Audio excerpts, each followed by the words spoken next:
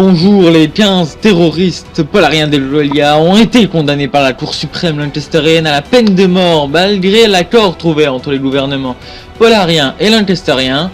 Ces terroristes avaient organisé et aidé à l'élaboration de plusieurs attentats au Lancaster suite à la volonté du gouvernement de déclasser une dizaine de réserves naturelles pour les rendre constructibles. Ces militants écologistes devraient donc être exécutés ce dimanche par injection mortelle, même si c'est maintenant une dizaine de pays qui appellent les Lancaster à ne pas les tuer.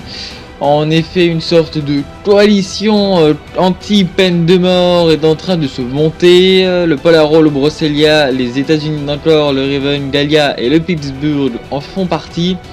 Même si, d'après certaines de nos sources, le but de Galax ne serait que d'éviter la mort de ses ressortissants, les autres pays sont bien décidés, eux, à faire abolir la peine de mort à Lancaster, même si d'autres pays dans le monde, je sais, ont encore justement cette peine de mort. C'est le cas du Sunrise, de la RIG, du Saint-Empire ou encore de l'Empire Carnakien. Justement, notre envoyé spécial en direct de Karnak nous explique comment la peine capitale est pratiquée là-bas. L'Empire Carnakien est une nation ancienne datant du 8e siècle. Au fil des siècles, l'Empire Carnakien n'a cessé de croître et son régime impérial n'a fait que glorifier la nation sous le prestige de la famille Carnacus.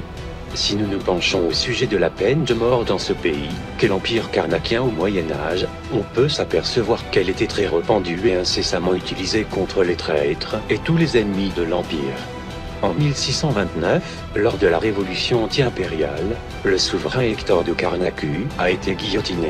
Ce fut la première fois que la peine de mort fut donnée à un empereur. Cependant, en 1686, la famille impériale remonte sur le trône et constate un premier Carnacu, remet l'ordre dans l'Empire ordonnant les exécutions de milliers de républicains ayant contribué à la révolution et à l'exécution de son aïeul. Cette exécution massive de hauts responsables a permis à la famille impériale d'assouvir sa suprématie.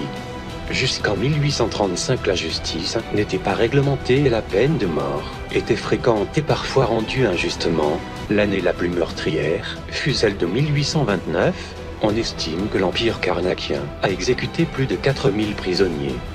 Depuis 1836, avec la création de la Constitution, qui créait par la suite la Cour suprême, les pouvoirs sont partagés, le ministère de la Justice apparaît. Depuis cette même année, le peuple est de plus en plus libre, on assiste à une avancée flagrante des droits de l'homme et du citoyen. Malgré cela, la peine de mort est autorisée, mais cependant grâce au grand progrès des divers ministères, et notamment celui de la justice, celle-ci devient plus réglementaire et juste. Par exemple, lors de l'année 1919, soit l'année la plus meurtrière depuis l'apparition de la Constitution, on décompte 478 condamnations, soit tout de même 10 fois moins qu'en 1829. De fait, on remarque en 90 ans une avancée et une meilleure réglementation de la peine capitale.